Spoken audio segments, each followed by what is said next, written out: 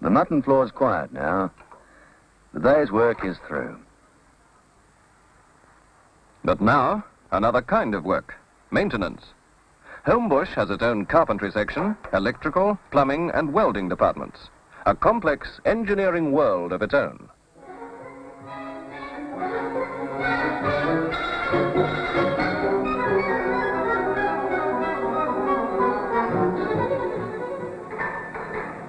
Main engineering project at the moment is the conversion of 6 chillers at a total cost of over £80,000. Deadline, the big day next June. But while the present system lasts, maintenance of the giant freezing units is vital. From a central compression room, mile upon mile of cooling pipes lead to chillers, meat markets, and cold stores. The cold stores, designed mainly for export trade, but offering a service to local producers of egg pulp, butter, and frozen meats.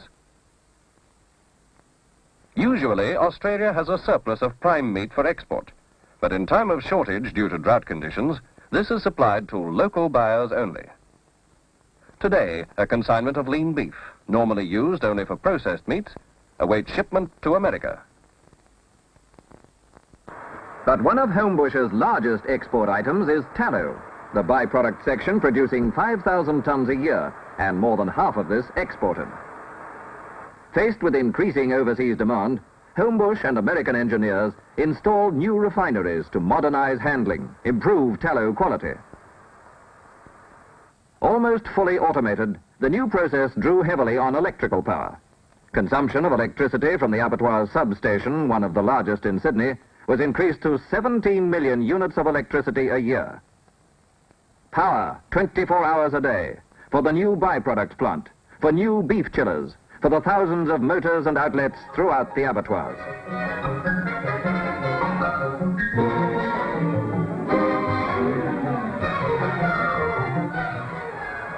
The new byproducts plant, with raw offal fed to it through large pipes, blasted from the slaughter areas by compressed air.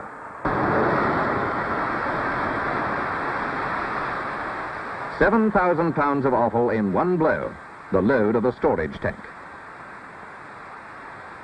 Previously crushed and washed by machine, each tankful awaits discharge to its cooker below.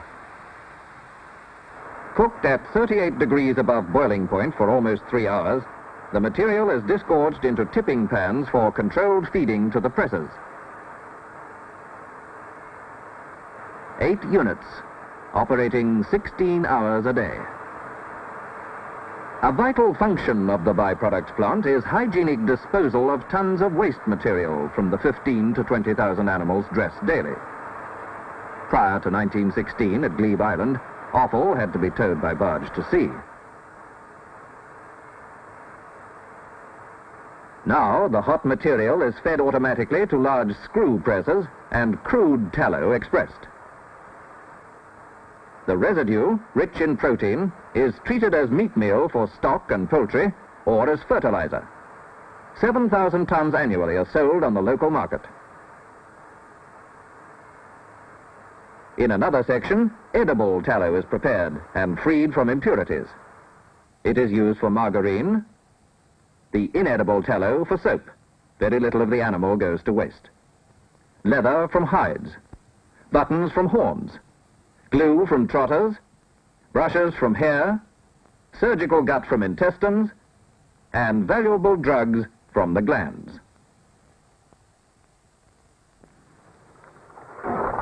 Must be about 7:30. The night shift starting. 114 men transferring meat from chillers to the meat halls. Sunday is their busiest night. That's when the big refrige vans arrive in large numbers with country-killed meat. All kinds, and all tallied and sorted into their own sections in our country meat halls. The biggest meat display halls in the world.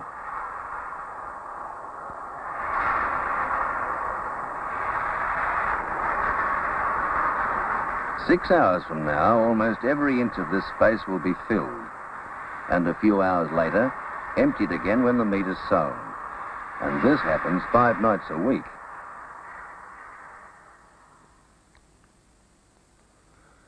4:30 a.m. And the halls are full. 27,500 carcasses have been swung in during the night. 6 a.m. And the wholesalers are in. Jim bought the meat at auction. Now he selects the carcasses for his old clients. They leave the choice to him. But some retailers buy off the floor themselves. Drive a hard bargain too. Oh no, they're not still at it.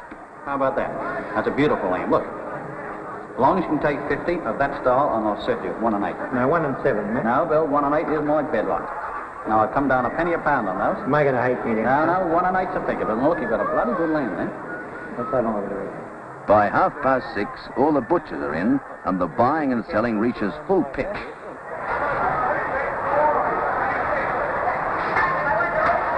The wholesalers' clerks list their sales, a record of the business done this morning. It will run to hundreds of thousands of pounds.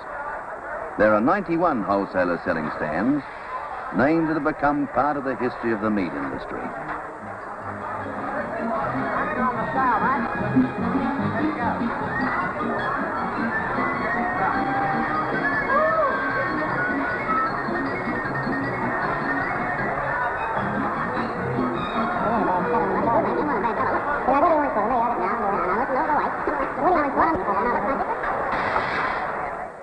Well, we've played our part and the wholesale butcher his.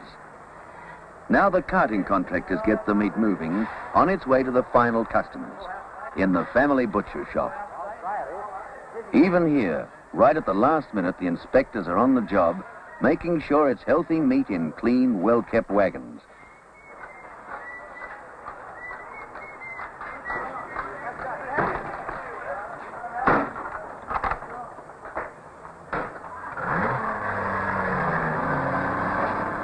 This is what the whole industry's geared to. Good quality, clean, fresh meat destined for the retail butcher and there to be sold with equal care and hygiene to the public.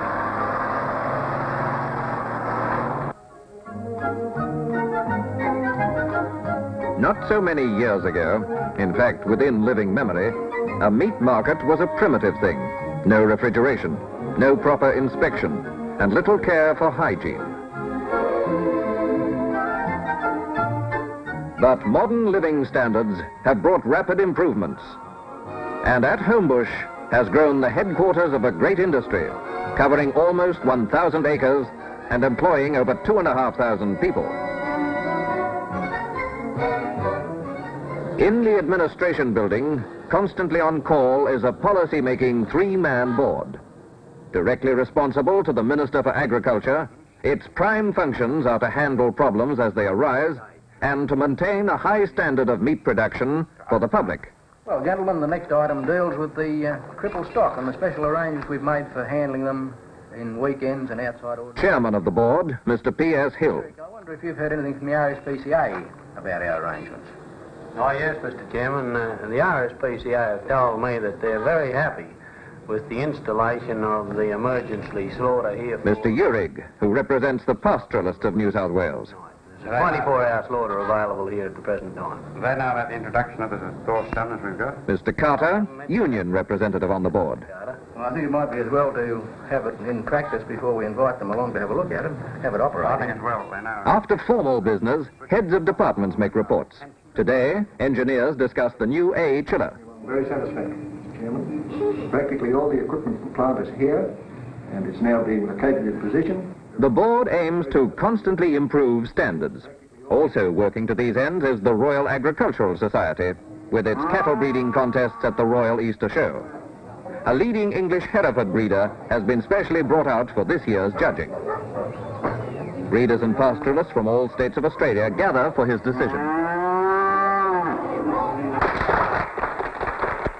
But nothing shows the public more convincingly the dramatic improvements due to scientific breeding than the great climax of the Royal Show, the Grand Parade. The show is particularly regarded for its stud beef cattle, and these animals are the product of many years of patient breeding. As a matter of fact, the competition between the breeders at the show here is the key to the improvement of Australia's commercial beef herds.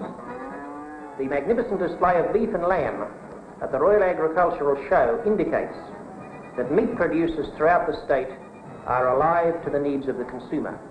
Paragraph. Through its extension services, competitions The Minister and for past Agriculture. year improvement programs, the Department of Agriculture is helping producers to increase supplies of high-quality animals to 3 abattoirs in the metropolitan area and to 27 abattoirs and a large number, 27 abattoirs and a large number of slaughterhouses in the country. Paragraph. June display.